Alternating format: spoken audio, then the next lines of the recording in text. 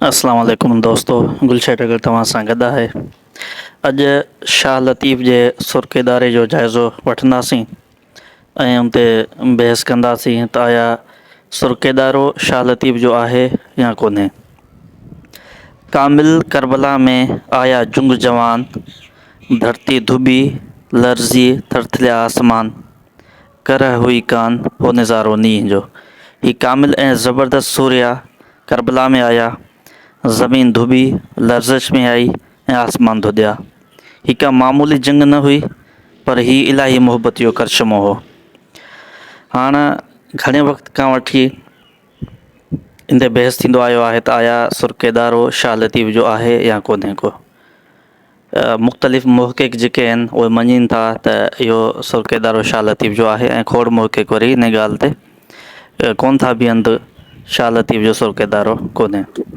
हाणे वॾो मुहक़िक़ अल्लामा आया काज़ी उन जॾहिं शाह अब्दुल लतीफ़ जो रिसालो तरतीब ॾिनो पिए त उन पंहिंजे रिसाले में सुर्केदारे खे जॻह कान ॾिनी ऐं उनजो वॾो हिकिड़ो दलील इहो पेश कयो त शाह लतीफ़ जेके बि वाक़िआ खया आहिनि उनजो पंहिंजे हिते मक़ामी वाक़िआ आहिनि ऐं को बि धारियो वाक़ियो ॿाहिरियों वाक़ियो पंहिंजी शाइरी में हुन कोन खयो आहे। उन करे जेको आहे इहो सुर शाह लतीफ़ जो कोन्हे। ॿियो वॾो मुहक़िक़ डॉक्टर बलोच साहबु उन पंहिंजे तरतीब ॾिनल रिसाले में सुर्केदारे खे जॻह कान ॾिनी। मूं वटि जेको रिसालो पियल आहे उन में डॉक्टर बलोच साहब जो उन में सुर्केदारो कोन्हे, पर दोस्त चवनि था त उन खां पोइ जेको आहे पहिरियां शुरूआत वक़्त में हिन सुर्केदारे खे रिसाले में जॻह कान ॾिनी, पर जॾहिं तमामु घणी ते तनक़ीद थी डॉक्टर बलोच साहब ते, उन खां पोइ हुन जेको रिसालो वरी तरतीब ॾिनो हो उन में सुर्केदारे खे हुन शामिलु कयो हो। ॻाल्हि इहा आहे त खोड़ अदीब आहिनि। मिसाल जी ॻाल्हि, डॉक्टर बलोच पाण वॾो मज़हबी माण्हू हो। मज़हबी बि चइजे किन जॻहियुनि ते, फ़िरके परस्त बि चइजे उनखे। या अल्लामा काज़ी साहब जुमे जो ख़ुतबो जना कोर्स मस्जिद में ॾींदो हो कराची में। हाणे जॾहिं सुर्केदारी जी ॻाल्हि अचे थी त इमाम हुसैन जो किसो आहे, करबलाई जंग आहे ऐं उनखे तमामु घणो वरी उजागर शिया कंदा आहिनि। मुहर्रम जो महीनो आहे त इहो ईअं सम्झो त जहिड़ो की हिकिड़े फ़िरके तां मनसूब थी वियो आहे। इमाम हुसैन जी जंग या उनजो जेको जेका क़ुर्बानी उनखे छॾे करे माण्हू को इनखे चवंदा भाई शियनि जो कमु आहे या शिया इनखे मल्हाइनि था। इहो ई शायदि सबबु आहे त अल्लामा काज़ी हिनखे जॻह कान ॾिनी, डॉक्टर बलोच साहब हिनखे जॻह कान ॾिनी। वरना सोहिणी मेहार जो किसो जेको आहे उनजो मक़ामी का बि हैसियत कान्हे, उहो बि हितां जो कोन्हे, को पंजाब साइड जो आहे। उन ते शाह लतीफ़ सुर लिखियो, उन ते कंहिं बि जेको आहे एतिराज़ु कोन कयो। जॾहिं आउं MA जो शागिर्दु हुउमि त MA जे क्लास दौरान मुंहिंजो मोहतरम उस्ताद साईं इसाक़ समय जो पाण बि शाइर आहे, त मूं साईं इसाक़ खां पुछियो त साईं तव्हां पाण बि हिकिड़ा शाइर आहियो ऐं तव्हां ॿुधायो त आया हीउ जेको आहे सुर्केदारो शाह लतीफ़ जो आहे या कोन्हे, शाइरी जे हवाले सां ॿुधायो। त साईं इसाक़ हिकिड़ो बेत पढ़ियो सुर्केदारे जो, ॾाढ़ी रत रत्यास ॾंद त ॾाढ़ूं गुल जीअं, 14 माह चंड जीअं पिण में पागड़ियास, मेड़े में मोहम्मद जे मर मर के मास, तंहिं सूर्य के शाबास जो मथे पिण पुरज़ा थिए। साईं इसाक़ जो त हीउ बेत जेके शाह लतीफ़ ई लिखी सघे थो।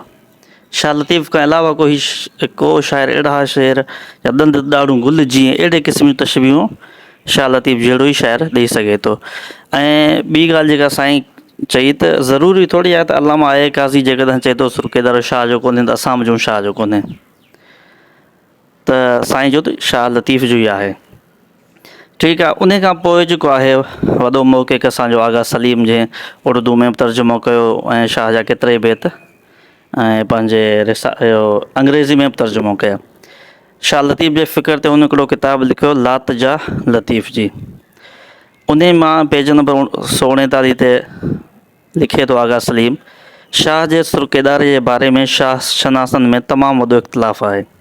हिकिड़े जो चवणु आहे त हीउ सुर शाह जो न आहे ऐं जीअं ॿिया धारिया सुर शाह जे रिसाले में शामिलु थी विया आहिनि, ईअं हीउ सुर बि शामिल थी वियो आहे। अलामा क़ाज़ी रिसालो तरतीब ॾींदे हिन सुर खे रिसाले में शामिल ई कोन कयो। ॿियनि जो चवणु आहे त हीउ सुर शाह जो आहे। हिन सुर खे शाह जो सुर न मञण ऐं मञण वारनि वटि पंहिंजे पंहिंजे राय लाइ के बि दलील कोन्हनि। उन करे चई नथो सघिजे त उन्हनि मां कंहिंजी राय सही आहे ऐं कंहिंजी राय सही न आहे। मुंहिंजे ख़्याल में शाह जे कंहिं बि सुर खे जाचण लाइ उहो सुर शाह जो आहे या न, उन सुर जे बेतनि में ई दलील ऐं शाइरी ॻोल्हणु घुरिजे। जो शाह जा बेत पाण पंहिंजो दलील हूंदा आहिनि ऐं उन ॻाल्हि जी शाइरी ॾींदा आहिनि त हीअ बेत शाह जा आहिनि ऐं शाह खां सवाइ ॿियो को बि अहिड़ा बेत चई नथो सघे। ऐं पोइ उन शाइरी जे बुनियाद ते नतीजो कढणु घुरिजे त उन्हनि बेतनि वारो सुर शाह जो आहे या न। मां सुरकेदारो जे बेतनि जी शाइरी ते चई सघां थो त किन थोरनि बेतनि ऐं हिकु ॿिनि वायनि खां सवाइ सुरकेदारो जा समूरा बेत शाह लतीफ़ जा आहिनि। ऐं अहिड़ा बेत न माज़ी में को शाइर लिखी सघियो आहे, न हाल में को लिखी सघियो आहे ऐं न मुस्तक़बिल में को लिखी सघंदो।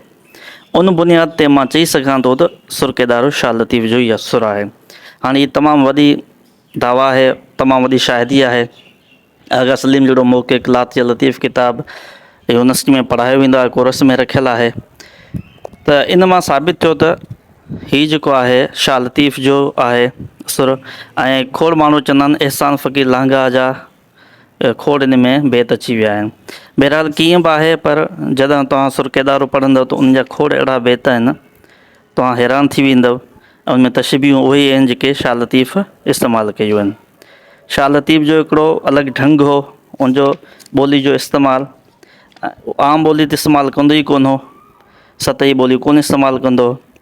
हाणे कुझु बेत आहिनि जेके सुरकेदार जा पढ़ूं था। हणणु हकलणु ॿेली सारणु मांझाई ए मरक विझनि तान फ़र्क़ु रुक वहंदी रांदि में घोड़नि ऐं घोटनि जीअण थोरा ॾींहड़ा कॾहिं मंझि कोटनि कॾहिं राही रण जा भॻो आऊं न चवां मारियो त विसां कांध मुंहं में धकड़ा ऐं सेकींदे सुहां त पुण लॼ मरां जे हुअंसि पुठ में दोस्त कहाए दादला मुहब माराए ख़ासि खलीलनि खे सख़्तियूं सहाए अलाह समंद बेनियाज़ सा करे जा चाहे उन्ही मंझि आहे का उन्ही ॻाल्हि इसरार जी कूफ़ी करबला में पाणी न पीआरीन उते अली शाह खे शहज़ादा सारीन निकिरियो निहारीन चढ़ मीर मोहम्मद अरबी। ॾिसो त केॾा ज़बरदस्त शेर आहिनि। ऐं हीअ शेर आगा सलीम वारी ॻाल्हि त शाह लतीफ़ ई चई सघे थो ऐं ॿिए कंहिं शाइर जे वस जी ॻाल्हि कान्हे।